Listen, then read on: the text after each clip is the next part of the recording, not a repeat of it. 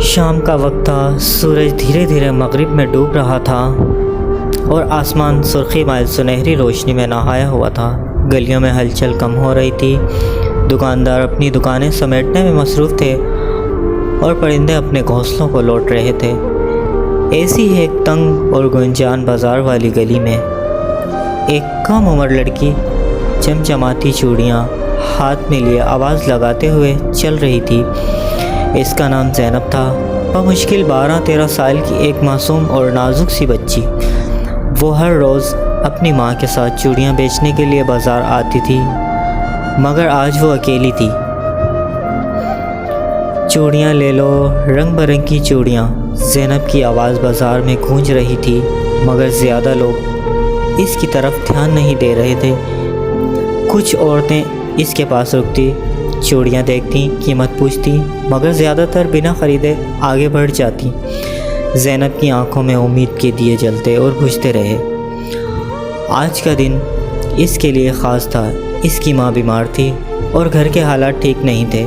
اس نے سوچا تھا کہ آج زیادہ چوڑیاں بیچ کر وہ ماں کے لیے دوائی لے جائے گی اور شام کے کھانے کے لیے کچھ اچھا خریدے گی۔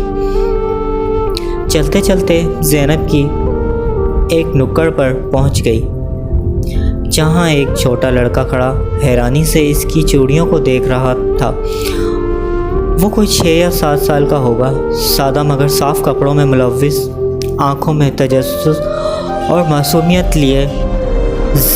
زینب نے مسکرا کر پوچھا، کیا تمہیں چوڑیاں پسند ہیں؟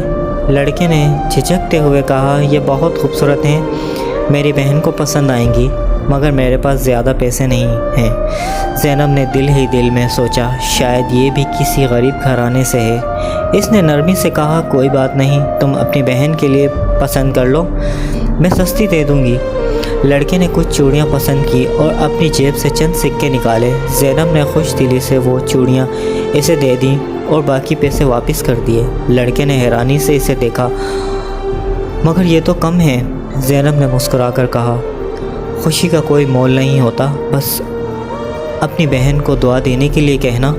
لڑکا خوشی خوشی چوڑیاں لے کر گھر بھاگ گیا اور زینب کے چہرے پر ایک تسلی بھری مسکراہٹ آ گئی۔